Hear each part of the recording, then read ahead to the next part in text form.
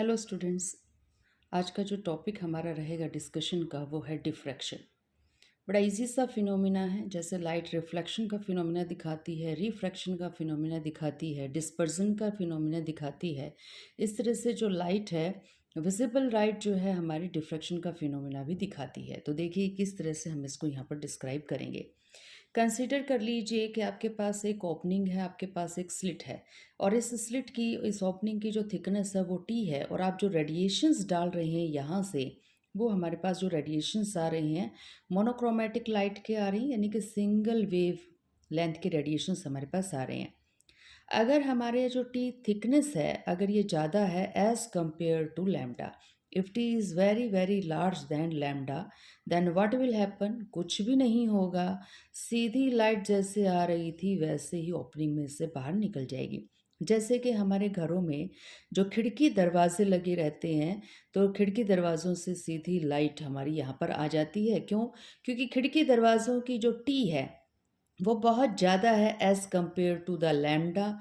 और लैम्डा हमें पता है हमारी खिड़की दरवाज़ों से जो लाइट आ रही है उसकी जो वेवलेंथ है वो 10⁻⁻5 मीटर्स जितनी है। और हमारे खिड़की दरवाज़ों की जो डायमेंशंस हैं वो बहुत ज़्यादा हैं। अब एक बार यहाँ पर भी देख लीजिएगा, इस साइड भी। यहाँ पर जो हमारी स्लिट है, हमारी ये जो ओपनिंग है दैट इज़ वेरी नैरो, बहुत पतली सी छोटी सी नैरो ओपनिंग है। पीछे से हमारे ये सिंगल वेवलेंथ की रेडिएशंस आ रही हैं, और यहाँ पर ये जो छोटी ओपनिंग है ये हमारी एक लाइट सोर्स की तरह, एक पॉइंट सोर्स की तरह काम करती है। अब बहुत बारीक सा अगर छेद हो, तो वहाँ उस बारीक से छेद में से जब रोशनी आती है तो ऐसा लगता है कि वो रोशनी जो है, वो जो बारीक सा छेद है वो एक सोर्स की तरह काम कर रहा है, लाइट वहीं से एमर्ज होकर आ रही है। तो बहुत स्मॉल ओपनिंग होगी तो पॉइंट सोर्स की तरह काम करना स्टार्ट कर देगा। बहुत बड़ी ओपनिंग होगी तो लाइट्स जो है सीधी वेव्स आनी स्टार्ट हो जाएंगी।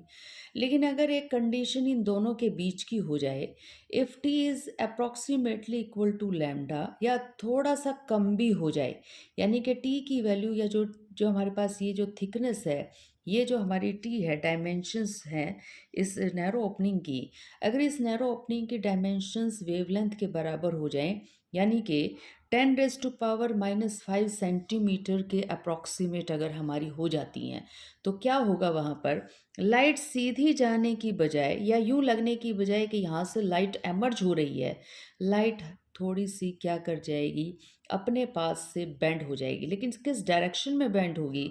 अराउंड द एजेस बेंड हो जाएगी। यानी कि ये जो हमें कोने नज़र आ रहे हैं ना इस ऑब्स्टेकल के, इस रुकावट के, इन कोनों की तरफ ही लाइट आपकी मुड़ जाएगी, इस एज की तरफ ही लाइट मुड़ जाएगी। तो यहाँ देखिए नीचे वाले की तरफ नीचे मुड़ गई, और ऊपर वाला जो एज था उसकी तरफ ऊपर मुड़ गई है।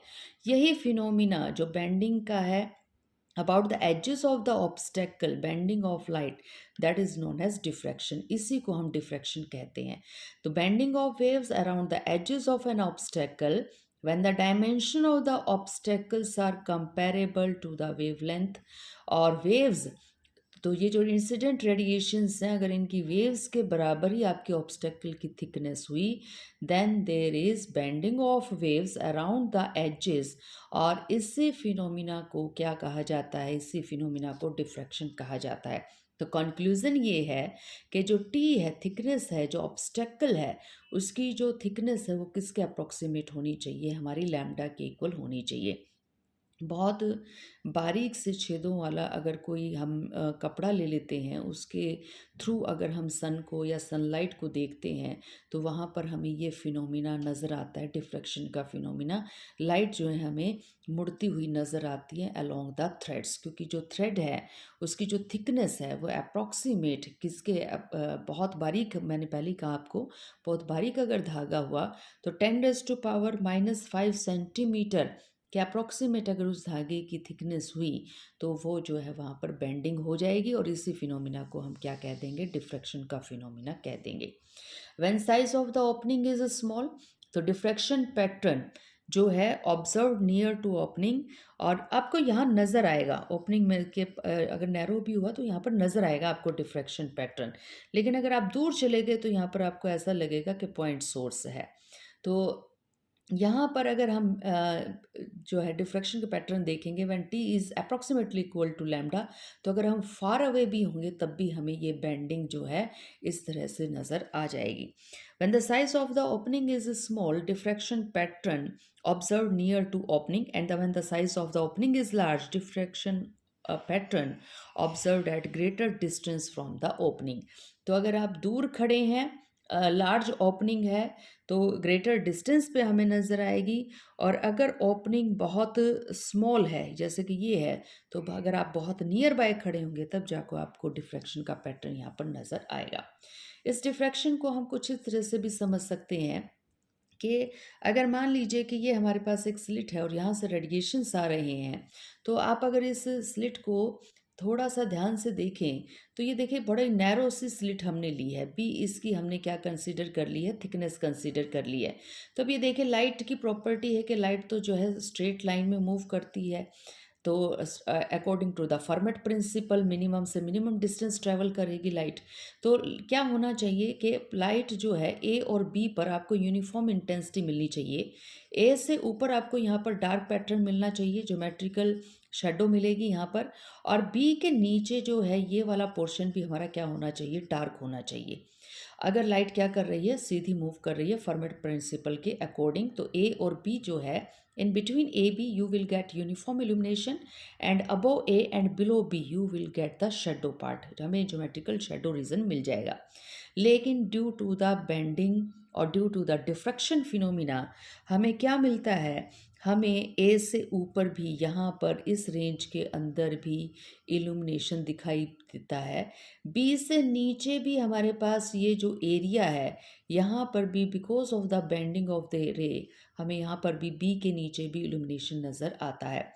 And in between A and B कि हम पहले कह चुके कि यहाँ पर यूनिफॉर्म इल्यूमिनेशन होना चाहिए था, लेकिन यहाँ पर हमें यूनिफॉर्म इल्यूमिनेशन नहीं मिलता है।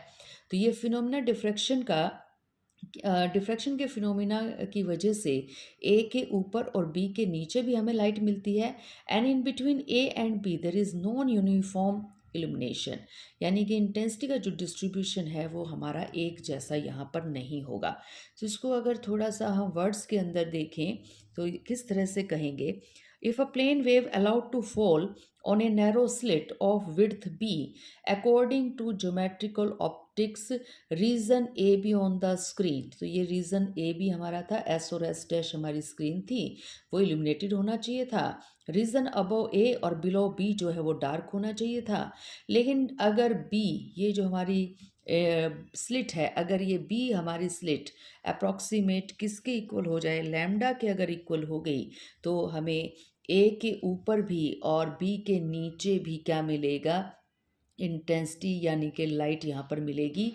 And in between A B we are not getting the uniform illumination. Spreading कितनी होगी, किस चीज़ पर डिपेंड करेगी कि ए के ऊपर कितनी लाइट फैलेगी या बी के नीचे कहाँ तक लाइट फैलेगी। Spreading out decreases with decrease in wave length. It means अगर हम यहाँ पर वॉयलेट कलर की लाइट डालते हैं तो ए से ज़्यादा ऊंचे तक या ज़्यादा ऊपर तक लाइट नहीं फैलेगी और बी से ज़्यादा नीचे तक लाइट नहीं फैलेगी। लेकिन अगर ये लैम्डा आपका रेड कलर की वेवलेंथ यानी कि रेडिएशंस अगर हमारे रेड कलर के हुए, तो रेड कलर के विजिबल रेंज के अंदर रेड कलर की वेवलेंथ सबसे ज़्यादा होती है। तो हमें पता है ए से ऊपर भी लाइट हमें ज़्यादा एरिया ज़्यादा कवर करेगी और बी के नीचे भी ज़्यादा कवर करने वाली है। अब देखिएगा जो लाइट वेवलेंथ है वो बहुत स्मॉल है, 10⁻⁻5 सेंटीमीटर का ऑर्डर है।